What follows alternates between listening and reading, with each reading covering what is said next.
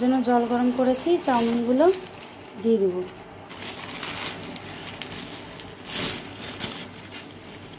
Chowmein একটু লবণ দেবো জলে সিদ্ধ হতে। দিব একটু সাদা তেল।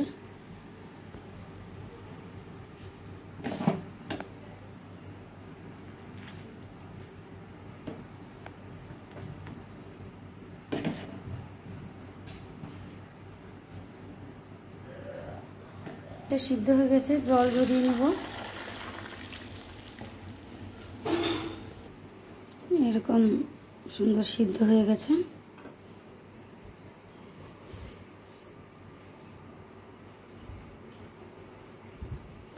বেশি সিদ্ধ করলে পরে গলে যাবে, যেমন সিদ্ধ করা সেরকম করেছি।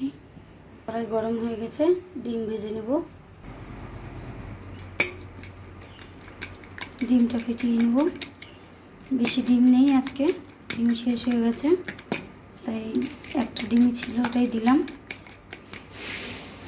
কড়াইতে দিব সাদা তেল। ডিমটা ভেজে নেব।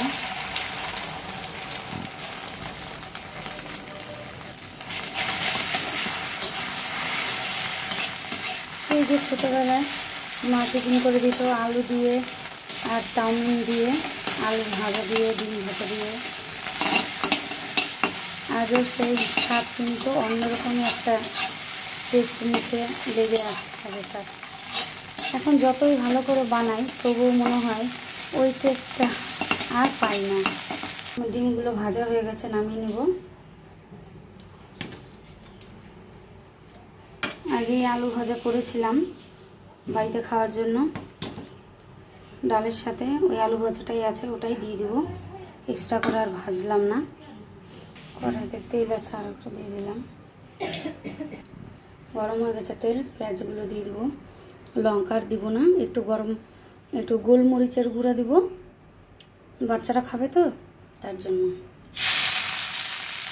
পেঁয়াজগুলো ভাজা করে নেব।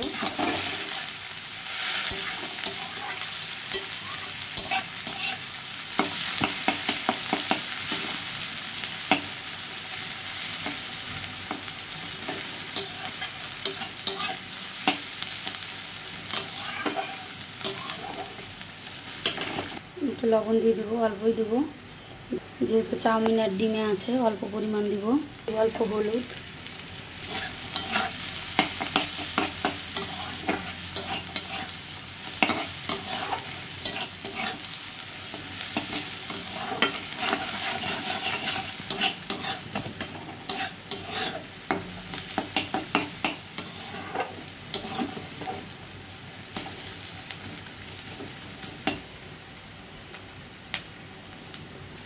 পেঁয়াজগুলো ভাজা হয়ে গেছে।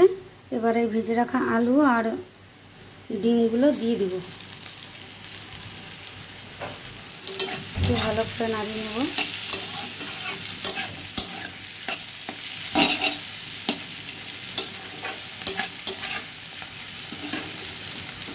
দিয়ে দিব ম্যাগি মশলা,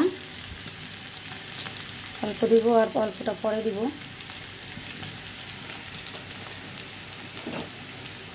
দিব সিদ্ধ করে রাখা চাউমিনগুলো।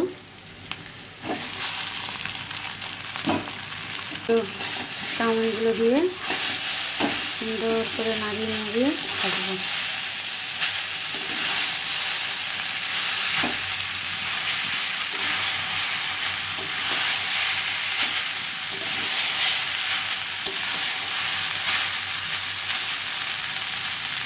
এবারে ম্যাগি মশলা যেটুকু ছিল ওটুকু দিয়ে দিব। এমন ঝরঝরে হয়েছে। ছোটোবেলায় ঠিক এমনটাই কিন্তু ভেবে দিত। ছোটোবেলা প্রিয় টিফিনের মধ্যে একটা টিফিন ছিল এই চাউমিন। দেব একটু গোলমরিচের গুঁড়ো।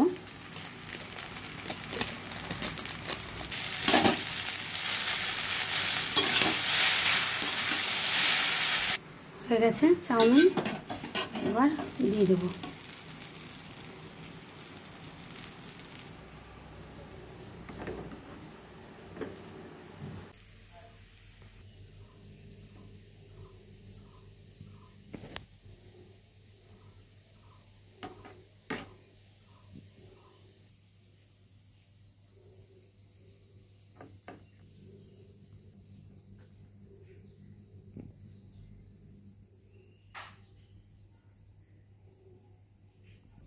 উপর দিয়ে সস দিলাম না, ওরা ওদের ইচ্ছে মতন যেটুকু লাগে সস নিয়ে নেবে।